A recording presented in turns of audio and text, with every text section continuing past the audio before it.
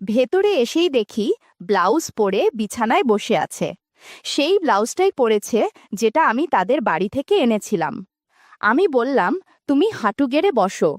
আমি খাটে বসে আছি আর খালা আমার সামনে হাঁটু গেড়ে বসে আছে। সেদিন রাতে যা হলো তা কোনোদিন ভুলব না। আমার নাম সজীব। অল্প বয়স থেকেই আমার বয়স্ক মহিলাদের প্রতি এক ধরনের আলাদা টান থাকত।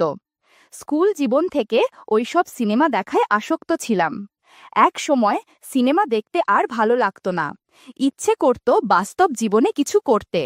তাই আশেপাশে যখনই কোনো বয়স্ক মহিলা দেখতাম তাদের নিয়ে কল্পনা করতাম। তখন ডিসেম্বরের মাস। মা প্রতি বছর ডিসেম্বর মাসেই আমাকে নিয়ে গ্রামের বাড়ি যান। সেবারও গিয়েছি। আমার খেলা বা ঘোরাঘুরি করার মতো কেউ সাথে ছিল না। তাই আমি ঘরে একা বসে বসে ফোন টিপতাম আর মাঝে মধ্যে ঘর ফাঁকা থাকলে ফোনে সিনেমা দেখতাম। একদিন আমাদের বাড়িতে আমার খালা আসে। আমার খালা আমার আম্মুর চেয়ে 3 বছরের ছোট। তখন আমার খালার বয়স প্রায় 40 বছর। আর কথা মাঝে মাঝেই রাতে বা গোসলের সময় কল্পনা করি। এইবার খালা আর খালু বাড়িতে এসেছেন। মায়ের সাথে টাকা পয়সার ব্যাপারে কোনো কথা হচ্ছিল। আমি তখন খাটের কোনায় বসে ফোন টিপছি। খালা বলল, আপা, সজীব তো এখানে সারাদিন ঘরে বসে ফোন টিপে, আমাদের সাথে চলুক, ঘুরতে পারবে আশেপাশে। মা আমায় জিজ্ঞেস করল, কিরে, যাবি নাকি তোর খালার সাথে একটু ঘুরে আয়, সারাদিন ঘরে বসে থাকার চেয়ে ভালো লাগবে। আমি বললাম, আচ্ছা ঠিক আছে। মায়ের সাথে কথাবার্তা শেষ করে আমি খালা খালুর সাথে রওনা দিলাম তাদের বাসায়। তারা তাদের গাড়ি দিয়ে এসেছিল। গাড়িতে করে আমরা 3জন বেরিয়ে পড়লাম। খালা খালু সামনের 2 সিটে বসেছেন, আমি পেছনের সিটে। বাড়িতে পৌঁছাতে প্রায় 1.5 ঘন্টা সময় লাগলো। আমার 2জন খালাতো বোন আছে। একজন আমার চেয়ে 4 বছরের বড়, অন্যজন 5 বছরের ছোট। তারাও বাসায় ছিল। খালা আমাকে বলল, তুই তো রাতে একা থাকতে পারিস না, আমার আর তোর খালুর সাথে থাকিস। আমি সম্মতিসূচক মাথা নাড়ালাম। খালার বাড়িটা লম্বা টিন শেডের বাড়ি। 2 মাথায় 2টি খাট। এক খাটে খালা খালু থাকে, আরেক খাটে 2 বোন। পুরো বাড়ি একটাই অংশ, আলাদা রুম করা নেই। বাড়ির ভেতরে গেলে রান্নাঘর। রান্নাঘরের ভেতর বেশিরভাগ অংশই রান্নার কাঠ দিয়ে ভরা আর একটা মাটির চুলা। রান্নাঘরের কিছুটা পাশেই গোসলখানা। চারদিকে টিন দেয়া, ওপরটা খোলা, মাঝে একটা টিউবওয়েল। গোসলখানার পাশেই টয়লেট। টয়লেটের দরজা দিয়ে গোসলখানা দেখা যায়। বাড়ি পৌঁছাতে পৌঁছাতে প্রায় দুপুর 1টা বেজে গেছে। খালা আমাকে বললেন গোসল করে নিতে। আমি কিছুক্ষণ ফোন টিপে গোসল করতে চলে গেলাম। হাতে প্যান্ট গামছা নিয়ে গোসলখানায় চলে গেলাম। গোসল করতে করতে খালার কথা মনে পড়ল। কিছুটা সাবান লাগিয়ে শ্যাম্পু ফেললাম। রাতে খাবার খাওয়া হলে সবাই ঘুমাতে চলে গেল। আমি খালা খালুর সাথে শুয়েছি। খালু খাটের একদম ডানে টিনের সাথে শুয়েছেন, মাঝখানে খালা আর বামে আমি। শীতের দিন তাই লেপ গায়ে দিয়ে শুয়েছি। আমি বাম কাত হয়ে শুয়ে আছি, কিন্তু ঘুমে ধরছিল না। বারবার মনে হচ্ছিল কিভাবে কি করা যায়। ভাবতে ভাবতেই হঠাৎ খালা জাদুর লাঠিটা ভরল। আমি ঘুমানোর ভান করে শুয়ে থাকলাম। খালা আস্তে আস্তে জাদুর লাঠি নিয়ে কি যেন করতে থাকল। আমি তখনও ঘুমের ভান করে আছি। আমি মনে মনে ভাবছিলাম, এসব কি হচ্ছে আমার সাথে। বন্ধুরা, কিছু ঘটনা ইউটিউবের করা নিয়মের কারণে সরাসরি বলা যাচ্ছে না। তোমরা কমেন্টে দেয়া লিংক থেকে আমার 5 মিনিট পর খালামণি লেপ এর নিচ থেকে বেরিয়ে এলো। কানে ফিসফিস করে বলল, কাল থেকে তোর ডিউটি শুরু হবে। এদিকে আমি ঘুমের ভান ধরেই থাকলাম। পরের দিন সকালে ঘুম থেকে উঠলাম। দাঁত ব্রাশ করতে গোসলখানায় গেলাম। খালামণি তখন রান্নাঘরে রান্না করছিলেন। খালুর কাজ ছিল, তাই সে আরও সকালেই বাড়ি থেকে বেরিয়ে গেছেন। দাঁত ব্রাশ করে ঘরে এলাম। খালা সকালে নাস্তা দিলেন। আমার খালাতো বোন 2জন তাদের দাদি বাড়ি যাবে, সেজন্য তারাও তাড়াতাড়ি খাবার খেয়ে নিল। আমি এমন ভাব করে থাকলাম যেন কাল রাতে কিছুই হয়নি। খালাকেও দেখলাম, তার মধ্যে কোনো পরিবর্তন নেই। কাল রাতে স্বাভাবিকের বাইরে কিছু হয়নি এমনটাই মনে হচ্ছে আমাদের আচরণে। সকাল 10টার দিকে আমার খালাতো বোনেরা বেরিয়ে পড়ল দাদিবাড়ির উদ্দেশ্যে। আমি তখন ফোনে গেম খেলছিলাম। বোনেরা বেরিয়ে যাওয়ার কিছুক্ষণ পর খালামণি আমার কাছে এসে বলল, কিরে, তুই তো এবার কলেজে উঠেছিস, পড়ালেখা কেমন চলছে? আমি কিছু বললাম না। সে আবার বললেন, আয় তোকে একটু বাংলা পড়াই। আমি জিজ্ঞেস করলাম, তুমি না স্কুলে বাংলা পড়াও? সে হেসে বলল, স্কুলে পড়াই তো কি হয়েছে, কলেজের পড়াও পারি। আমি বললাম, কিন্তু আমি তো বই নিয়ে আসিনি। সে বলল, বই আনিসনি? দাঁড়া, আমার কাছে মনে হয় একটা পুরান বই আছে, দেখি পাই নাকি। প্রায় 5 মিনিট পরে ফিরে এলো। হাতে একটা মোটা বই দেখা যাচ্ছে, তবে তা আমার পড়ার বইয়ের মতো দেখাচ্ছে না। দেখেই বোঝা যাচ্ছে খুবই ভারী বই। আমি খাটের মাঝখানে বসেছিলাম, সে এসে আমার পাশে বসল। আমার হাত থেকে ফোনটা নিয়ে সুইচ অফ করে দিলেন। তখন আমার বইয়ের ওপর নজর পড়ল। বইয়ের নামটা ঠিক পড়তে পারছিলাম না, হিজিবিজি কিছু লেখা ছিল, মনে হয় সংস্কৃত হবে। তবে নিচে একটা ছবি দেয়া, এক রাজা আর রানীর ছবি। আমি ছবির দিকে তাকিয়ে খালার দিকে তাকালাম। খালা বলল, আয়, আজ তোকে কাজ করা শেখাবো। এই বলে সে বইয়ের পাতা উল্টালেন, তবে বইয়ের প্রথম পাতা নয়, একদম বুকমার্ক করা অর্ধেক বই পার করে গেলেন। দেখলাম প্রতি পাতার ডান পাশের পেজে একটা ছবি দেয়া এবং বাম পাশের পেজে কিছু কথা লেখা।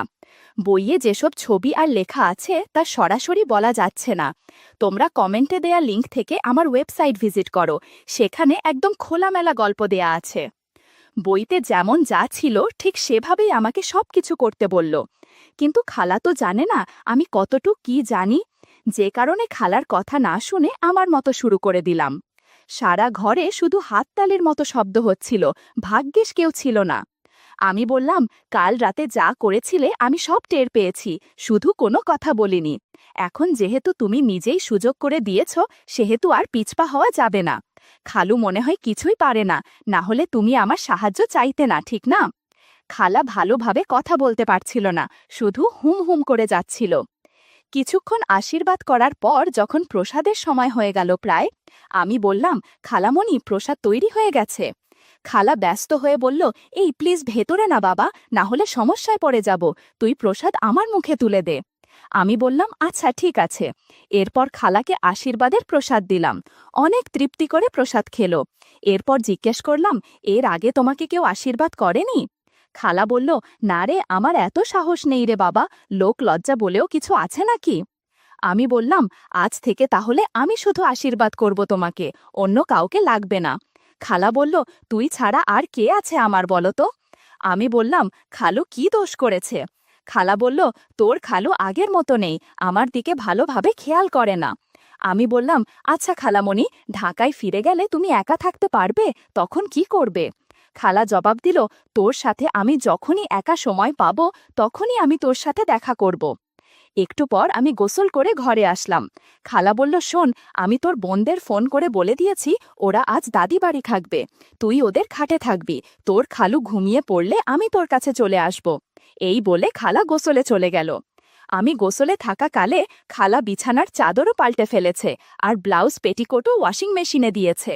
খালা তাড়াতাড়ি গোসল থেকে ফিরে এলো। কিছুক্ষণ পরেই দরজায় খালু কড়া নাড়ল। খালা আর আমি স্বাভাবিক হয়ে গেলাম, যেন খালু কোনো কিছু বুঝতে না পারে। এরপর খালা দরজা খুলা দিল। রাতে খাওয়া দাওয়া শেষ করে 9টার দিকে শুয়ে পড়লাম। গতকাল রাতের মতো খালু খাটের বাম পাশে ওয়ালের সাথে শুয়েছে, খালামণি মাঝে আর আমি ডান পাশে। শুয়ে শুয়ে অপেক্ষা করছি কখন খালু ঘুমিয়ে পড়বে। অপেক্ষা করতে করতে আর ভাল লাগছে না, খালু ঠিকমতো ঘুমিয়ে পড়েছে কিনা বোঝা যাচ্ছে না। আমি খালার কানে ফিসফিস করে বললাম, ওই খাটে চলো। এই বলে আমি আস্তে করে লেপের নিচ থেকে বেরিয়ে গেলাম। খালামণিও আস্তে করে খাট থেকে নেমে এলো। গ্রামের বাড়ি, তাই খালামণিলা রাতে লাইট অফ করে না, তাই আজ খালা আগে লাইটটা বন্ধ করে দিলেন। ঘর পুরো ঘুটঘুটে অন্ধকার হয়ে গেল। আমি আমার ফোনের ফ্ল্যাশ লাইট জ্বালালাম। এরপর দুজন অন্য খাটে এলাম, খাটের পাশে বসলাম। এরপর ফোনের লাইটটা বন্ধ করে দিলাম। খালা ফিসফিস করে বলল, লাইট বন্ধ করলে দেখবি কিভাবে? আমি বললাম, দেখা লাগবে না, হাঁটু গেড়ে বসো, এক্ষুনি তোমাকে গান শেখাবো। আমি খাটে বসে আছি আর খালা আমার সামনে হাঁটু গেড়ে বসে আছে। আমি ঢোল বাজাচ্ছি আর খালা গিটার বাজাচ্ছে, মাঝে মধ্যে চেঁচামেচিও করছে। আমি ভয় পেয়ে গেলাম যে খালু মনে হয় উঠে পড়েছে। একজন আরেকজনের দিকে তাকিয়ে খালু উঠে পড়ল কিনা বোঝার চেষ্টা করছি। খালুর কোনো সারা শব্দ নেই, বুঝলাম খালু ওঠেনি। এরপর আবার গান শুরু করলাম। খালাকে বললাম, আস্তে খালা, বেশি চিৎকার করো না। 10 মিনিট ভালোই চলছিল, হঠাৎ করে খালা চেঁচিয়ে উঠল। বুঝতে পারলাম চেঁচানোর কারণ কি। আমি বললাম, এ কি করলে তুমি এত তাড়াতাড়ি করলে কেন? খালা বলল, তুই অনেক ভালো গান পারিস তাই তাড়াতাড়ি হয়ে গেল। চিৎকারে এবার খালু উঠে পড়বেই। আমি আবার কান পেতে থাকলাম, কোনো সাড়া শব্দ নেই। হাঁপ ছেড়ে বাঁচলাম। খালা উঠে বসে বলল, চল এবার শুয়ে পড়ি, তোর খালু উঠে পড়লে আমাদের জানে মেরে ফেলবে।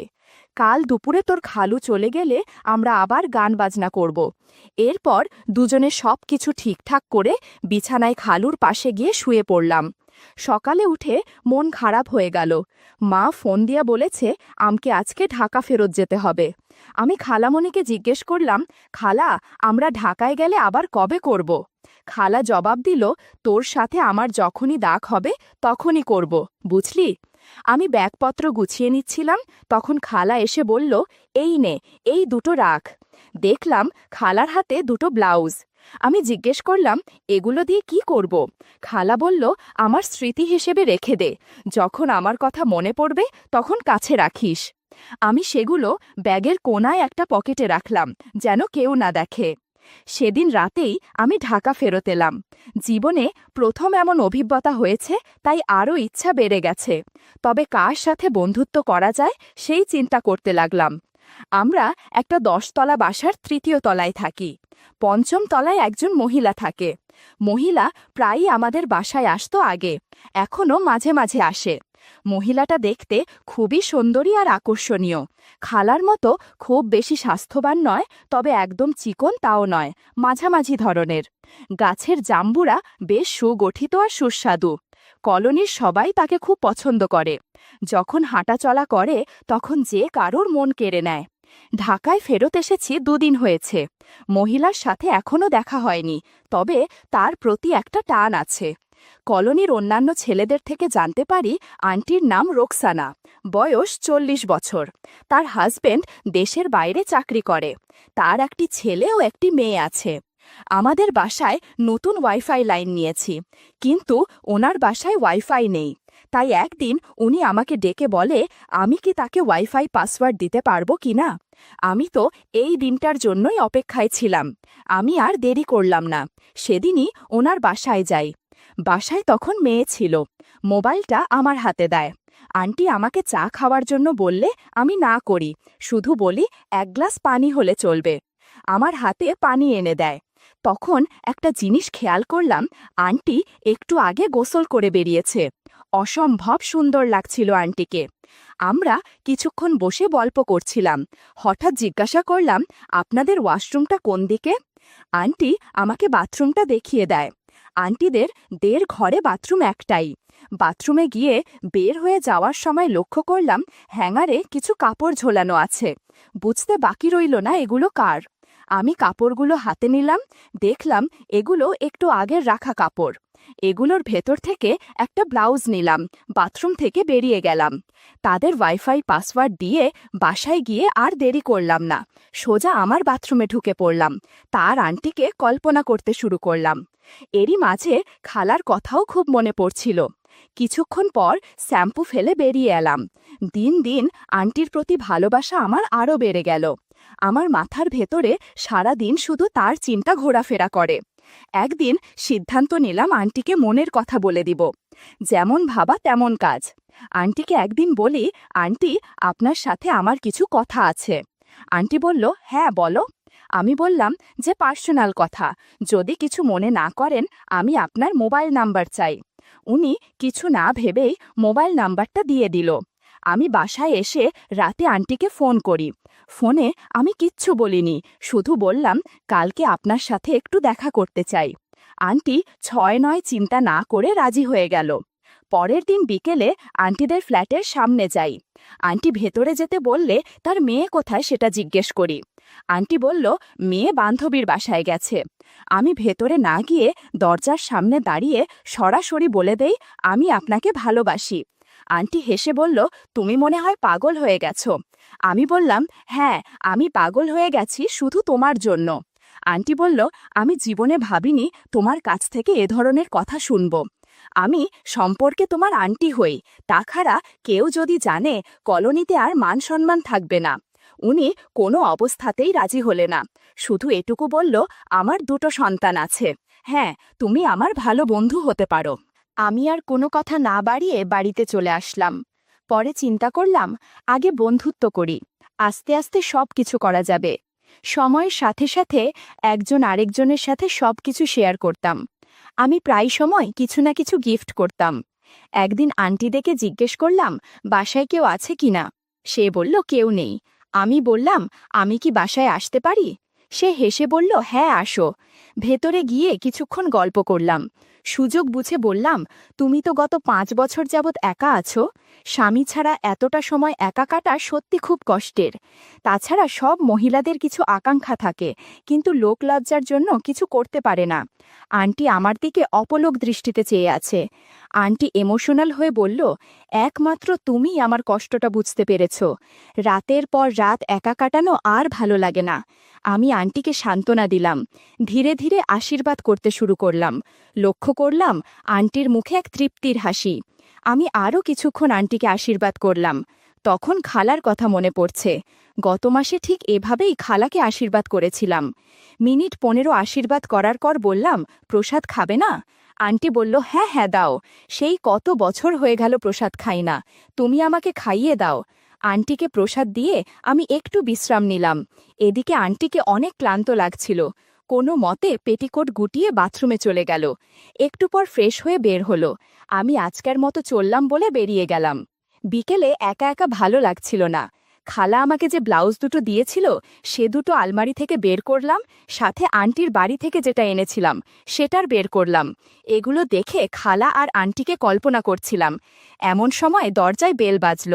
মা দরজা খোলার পর দেখতে পেলাম রোকসানা আন্টি এসেছে। এই সময়ে আন্টিকে দেখেই ভয় পেয়ে গেছি, কারণ তখন আমার ঘরে আম্মু ছিল। উনি এসে আমার সাথে কথা না বলে আম্মুর সাথে গল্প করা শুরু করল। কিছুক্ষণ পর আম্মু আন্টিকে বলল, আপনি একটু বসুন, আমি আপনার জন্য চা করে আনি। আম্মু কিচেনে যাওয়ার সাথে সাথে আন্টি আমার রুমে চলে এলো। কোনো কথা না বলে আশীর্বাদ করতে বলল। আমি হচকিয়ে বললাম, কি বলছো আন্টি, এখন কোনো সময় হলো নাকি? আন্টি অনেক আকুতি মিনতি করতে শুরু করলো। আমি কোনো উপায় খুঁজে পাচ্ছিলাম না। আমার গলার পানি শুকিয়ে যাচ্ছিল তার কথা শুনে। আন্টি বলল, তোমার মধ্যে জাদু আছে বাবু। তুমি যা কাজ করেছো সেদিন, তারপর থেকে আমি তোমাকে ভুলতেই পারছি না। আমি বললাম, তুমি কি পাগল হয়ে গেছো? আন্টি বলল, আমি কোনো কথা শুনতে চাই না। এই বলে আবার আম্মুর রুমে চলে গেল। আমি কি করব বুঝতে পারছিলাম না। বেশ কিছুক্ষণ পর আম্মুর ফোনে কল আসে। ঘরে নেটওয়ার্ক পাচ্ছিল না, তাই ব্যালকনিরে চলে গেল। বিষয়টা বুঝতে পেরে আমি আন্টিকে আমার রুমে ডেকে আনি। সে কোনো কথা না বলে আমার রুমে চলে আসে। আমি বললাম, তুমি খাটের নিচে লুকিয়ে থাকো। আমি মাকে বলবো তুমি চলে গেছো চা খেয়ে, বেরিয়ে গেছো। আন্টি অবাক হয়ে বলল, তাহলে বের হব কিভাবে? আমি বললাম, রাত হলে আম্মু যখন ঘুমিয়ে পড়বে তখন আস্তে করে তোমাকে বের করে দেব। আজ আমরা অনেক মস্তি করব, গেম খেলব। একটু পর আম্মু আমাকে ডাক দিল। আমি আন্টিকে খাটের নিচে লুকিয়ে আম্মুর কাছে গেলাম। আম্মু বলল, কিরে তোর আন্টি কই গেল? আমি বললাম, ওনার একটু তাড়া ছিল, তাই চা খেয়েই চলে গেছে। আরও বললাম, আজ আমাকে কোনো ডিস্টার্ব করবে না, আমার কলেজের প্রজেক্টের একটা কাজ আছে। এই বলে নিজের রুমে চলে গেলাম আর দরজা লাগিয়ে দিলাম। ভেতরে এসেই দেখি আন্টি শুধু ব্লাউজ পরে বিছানায় বসে আছে।